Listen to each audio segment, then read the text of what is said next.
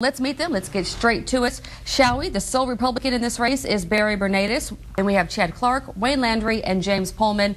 All are Democrats. Gentlemen, thank you for being with WDSU this evening. Thank you. Thank you. All right, we want to begin with some viewer questions. We were flooded with questions from viewers, so we'd like you to address those. First up, we're going to start with you, Mr. Bernardis. What is the first thing you plan to do if elected, and why? One of the first things I'm going to do is establish a more detailed community policing section of the Sheriff's Office, whereas neighborhoods will all have databases of all the telephone numbers, email addresses. So if a crime is committed in a particular neighborhood, that neighborhood will know about it the next day, to include the neighboring neighborhoods also. Okay, Mr. Clark? First thing we plan to do is do a complete evaluation of the Sheriff's Office to see how effective and efficient the Sheriff's Office is really being ran and how effective. With that, we're also going to triple the size of the Narcotics Division. We're going to have agents working 24 hours a day, 7 days a week.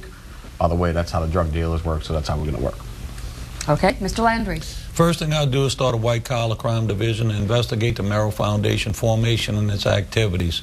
And simultaneous with that, we'll immediately cut off all the deadhead checks, and we'll spend about $800,000 increasing the number of policemen out there in the streets, in the neighborhoods, doubling the drug trafficking patrol efforts, creating comprehensive programs surrounding that drug trafficking patrol, and prevent all the crimes that are associated with that in all of our neighborhoods. Our intention is to make St. Bernard safer by using the money what it's intended to be used for, doing more with less. Okay, and Mr. Pullman. The first thing we do is work on attacking the drug problem in the parish. We're going to start a pilot program in St. Bernard Parish, which includes drug education at all levels in school. We're going to also work on treatment programs, faith-based treatment programs for drug addicts that have a disease, and we're going to work closely with the district attorney's office and the judges to make sure that drug dealers go to jail for a long time. Okay, thank you for question number one. Viewer question number two. What will you do about the area around the mixed income housing projects, and what about the people flying down residential streets blasting their radios? Up first, Mr. Clark. First thing we plan to do, working with the developers now, to make sure that we have undercover agents inside of these apartment complexes from day one.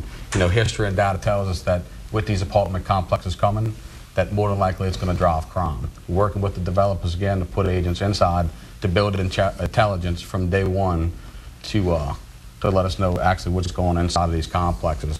Loud music, there's ordinances in place already, and the Sheriff's Office is enforcing these ordinances. Mr. Landry? Using my administrative skills and experience with those, well, first thing we'll do is generate enough resources from what's there already by scrubbing that budget. And then what we can do is create smaller zones of patrol with more policemen to patrol it, and those apartments would be in their own zone. The other thing that we can do that I think is critically important for those apartments is, as the sheriff, I would offer free criminal background checks on every occupant that's looking to rent there. That way there's no excuse why they haven't been done, and we can do that, and we can have that intelligence built in already on the front end. Mr. Pullman. Well, first we're going to work with the management to make sure they maintain a high standard of living for the residents in that apartment complex. Second, we would ask that they either offer free rent or reduced rent to sheriff's deputies where they can move into those apartments to have a police presence all the way around.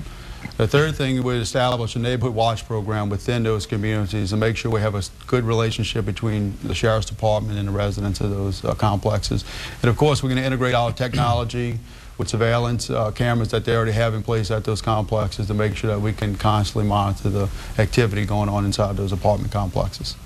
Okay. Mr. Bernardis? Mr. Pullman touched on some of the answers I've given in previous debates, but what other things I'm going to do is have the management record the leases in the clerk of court's office. Then they become public record. Then we can enforce that public record, and also, the same thing Mr. Pullman said, try to get deputies living on the inside of those buildings.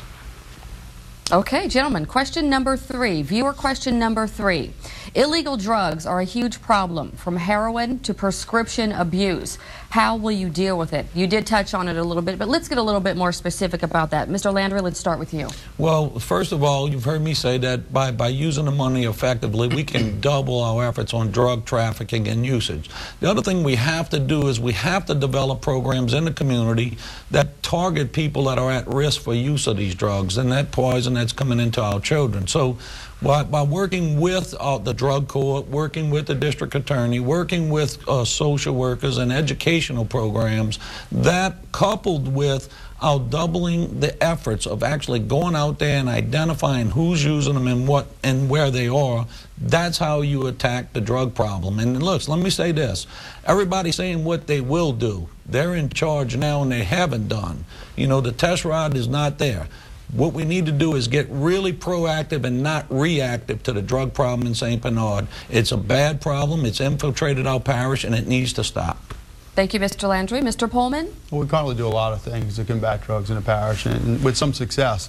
But I don't think it's a problem that you can arrest yourself out of. I think it takes drug education. I think it takes drug treatment. I think it takes strong incarceration for individuals who deal drugs. So that's some of the programs that we need to put in place. What we need to do from there is to continue the programs we have.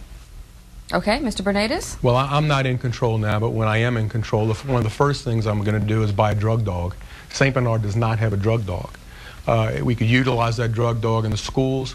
Schools are social networks for children, and that's where they get the majority of their drugs inside the school system.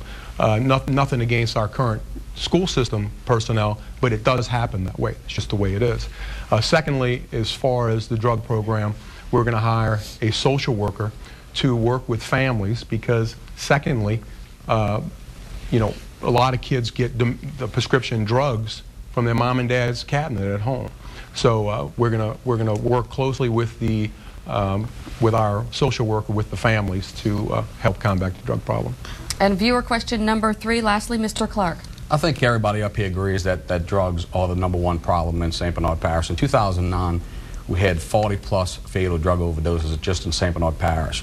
In 2010, we were successful with reducing that by half on the efforts that we're putting in place now. It's not a secret. Part of the plan that I have is to triple the size of the narcotics unit.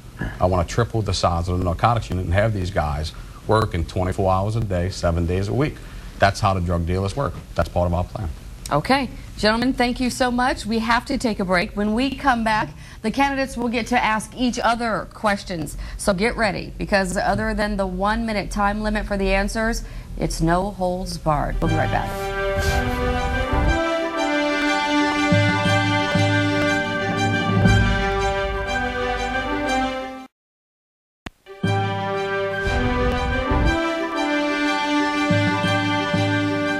Welcome back, everybody, to our special Commitment 2011 Hot Seat Debate. I'm Camille Whitworth. I'm standing in tonight for Norman Robinson. We're talking with the 4 candidates running for sheriff in St. Bernard Parish. Once again, Barry Bernays is the only Republican. Everyone else here, Chad Clark, Wayne Landry, and James Pullman, all Democrats. All right, at this point, we'd like to give each of you an opportunity to ask one another a question, and you will have 1 minute's time to respond. Mr. Pullman, your turn to go first here. I'd ask Mr. Landry a question. 30 years ago, he claims he took some college courses in police operations, and that was around 30 years ago. Do you think those courses 30 years ago can help you in any way lead the sheriff's department? Oh, absolutely. I mean, you know, the things that I've learned 30 years ago are everything from planning patrol, arrest, conviction, and corrections. Those ideas that I've learned are the theory of the entire field of law enforcement. That did not change that theory. What I've learned back then should be implemented now, and we wouldn't be talking about the major drug problems, the speeding in the neighborhoods. We wouldn't be talking about those things that have failed right now in the sheriff's office. Okay, good question. Thank you. Mr. Bernays, you are up next to ask whomever you'd like. I don't have a question to ask. Okay, and would you like to tell us why? I know all these gentlemen. They're all fine gentlemen. I just think I'm the most qualified to run the sheriff's office, and I have no questions to ask. Thank you. Okay, we'll move right along then. Mr. Clark, your turn. Mr. Landry, first of all, you said that you're going to investigate the functions of the Miro Foundation. I think it's clear to everyone and all of the people of the metropolitan area that the Miro Foundation is being investigated by the Department of Justice. I think that's very clear. Secondly, I would like to know how you could effectively be a full-time, active sheriff out on the streets every day, running and operating and owning 20-plus businesses. All right, let me see if I can respond to you where the people can understand this. First of all, the Merrill Foundation investigation is not the issue here. The investigation that I'm talking about is the corruption of the sheriff's office and the abuse of power for the sheriff to get involved in it. Listen, if this lady right here had $500 million and she wanted to give it away to her daughter, she has the right to do that. It is not the sheriff's business. As far as the people that go in, I've already started an investigation into it. And let me tell you something. If the sheriff would have ordered Mr. Pullman to go and rob a bank, and he robs that bank, but his motive is not to keep the money, but to get their support to run for sheriff, he's still guilty of robbing the bank. There's no difference, and that's what that investigation is about. Not the Merrill Foundation per se, but what happened with the sheriff's office involvement into it. The second part of your question was my businesses. First of all, I don't own 23 businesses anymore. If you keep up, you know that I divested myself from all of them, and in fact, my nursing home is up for sale as we speak. So no matter how this election goes, that's for sale, and I don't actually manage it, but I own those properties. Mr. Landry, okay, you were coming up right on time. Your turn for a question. All right, my question is to Mr. Pullman. And my question is, Jack Stevens appointed him to the board that made the key decision of where the hospital will be located. Everyone knows there were only two choices. One was the Village Square, one was the Merrill Foundation land. If we'd have pulled the hospital in the Village Square, we'd have picked up an extra $14 million from the federal government and $2 million savings in infrastructure. Since Jack Stevens appointed you to that board, and Jack Stevens is also a member of the Merrill Foundation and the guy you take orders from, my question is, do you think it was a conflict of interest for you to have voted on that issue? No. Do you care to expound on that? No. It's not a conflict of interest. I'm just a representative of the Sheriff's Department that sits on this board, and the thing that Mr. Landry's talking about is taken way out of content. He claims that I was the deciding vote. I was not the deciding vote. The chair breaks the tiebreaker.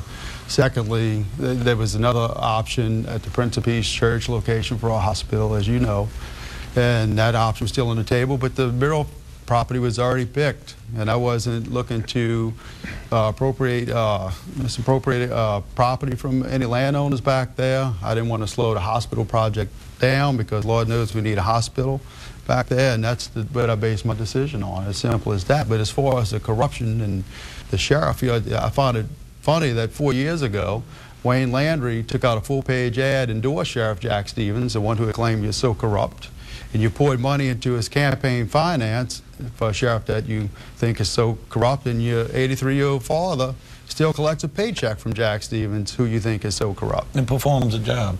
Okay, right up on time. You guys are right up to the buzzer there. All right, good job on that. Thank you very much. All right, I do have a question, if you don't mind. I'm going to throw this in. We've all seen the commercials. This is a race that is really getting heated and in some cases downright nasty. Mr. Bernatus, we're going to start with you. Why do you think that this race has gotten that way so far? I don't really know. I haven't participated in any of that. I'm not a mudslinger. I truly believe that the person that should get this job should be the most compassionate and the most experienced in law enforcement, both in education, training. The race, one other reason is this is the first time this job's actually been open in 27 years. And all four men here are qualified to take that job. I just think that I'm more qualified. But it has gotten ugly, and it's really a shame because, you know, for the most part, we all know each other, and we see each other, and it's really a shame that it's gotten that way. Mr. Clark? I agree with Mr. Bernatus. I don't think there should be any mudslinging. I'm not sure actually why it's going on.